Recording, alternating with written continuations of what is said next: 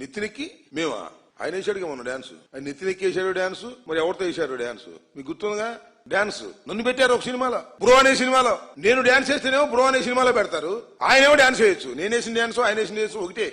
అప్పుడు తర్వాత దాన్ని పొలిటికల్ డాన్స్ వేసాను నేను, అది వేరే విషయం. ఆ నెక్స్ట్ సంక్రాంతికి మళ్ళా నేను దాన్ని మిక్స్ చేసి పొలిటికల్ డాన్స్ వేసా. That is true. పొలిటికల్ విమర్శతో కూడుకున్నటువంటి డాన్స్ వేసా. పవన్ కళ్యాణ్ గారు అన్నదాని మీద వ్యతిరేకంగా డాన్స్ వేసా.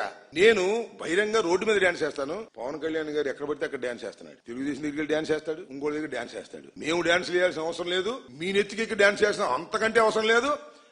మీరు డాన్స్లు వేసుకుంటున్నారు. గ్రామాల్లోకి వెళ్ళండి, పవన్ కళ్యాణ్ గారు గ్రామాల్లో తెలుసుకోండి. జనసేన నెత్తి మీద ఎక్కి డాన్స్ చేస్తున్నారు తెలుగుదేశం వాళ్ళు, జనసేన నెత్తి మీద ఎక్కి డాన్స్ చేస్తున్నారు తెలుగుదేశం వాళ్ళు. అయినా భరించమంటున్నావు నువ్వు వాళ్ళ డాన్సులు. మేము డాన్స్ వేయం, డైరెక్టే మాది. మేము మీతో పోరాటం, మీతో రాజకీయ విమర్శ, రాజకీయ ఎత్తుగడలు, రాజకీయంగా ప్రత్యర్థులు. మీరు మీరు మీరు మిత్రులు, మీరు బాగానే ఉన్నారు. చంద్రబాబు నాయుడు గారు, నువ్వు, లోకేష్ గారు బాగానే ఉన్నారు. కానీ గ్రామాల్లో, నియోజకవర్గాల్లో మీ జనసేన నాయకుల మీద, జనసేన కార్యకర్తల మీద చంద్రబాబు నాయుడు గారి యొక్క కేడరు డాన్స్ వేస్తున్నారు. అది చూసుకోండి. మా డాన్స్ అంటే మా డాన్స్ బహిరంగ కనపడిద్ది. రాష్ట్రాలు ఏ ఉండవు, స్ట్రైట్ పాలిటిక్స్.